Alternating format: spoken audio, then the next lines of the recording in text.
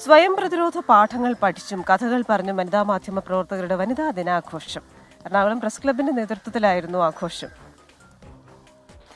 KSINC-യുമായി സഹകരിച്ചാണ് വനിതാ ദിനാഘോഷം സംഘടിപ്പിച്ചത്.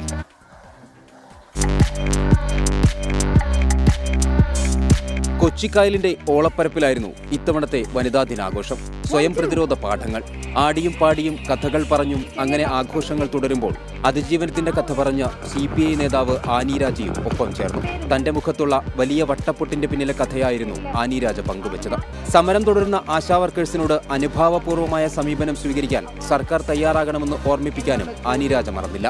അവരുടെ ഓർമ്മയിൽ മാത്രമല്ല, ഈ സംസ്ഥാനത്തിന്റെയും രാജ്യത്തിന്റെയും തന്നെ ഓർമ്മയിൽ എന്നും നിലനിൽക്കുന്ന രീതിയിലുള്ള ഒരു തീരുമാനം ഇന്ന് ഉണ്ടായി. അവരെ തിരിച്ച് അവരവരുടെ വീടുകളിലേക്ക് പോയി അവരുടെ കുടുംബത്തോടൊപ്പം ഈ വനിതാ ദിനം ആഘോഷിക്കാൻ സാധിക്കും എന്ന് ഞാൻ പ്രതീക്ഷിക്കുകയാണ്. ഗവൺമെന്റിനോട്, സംസ്ഥാനത്തെ ഗവൺമെന്റിനോട് ആ ഒരു അപേക്ഷ സർക്കാരിന്റെ മുമ്പാകെ, മുഖ്യമന്ത്രിയുടെ മുമ്പാകെ വെക്കുകയും ചെയ്യുന്നു.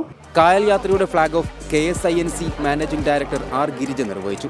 Ernakulam press club vice president NK Smitha അധ്യക്ഷത വഹിച്ചു. President R. Gopakumar, secretary M. Shajilkumar, joint secretary Shabnash Siyada, executive അംഗം PU ജിഷ എന്നിവർ പ്രസംഗിച്ചു.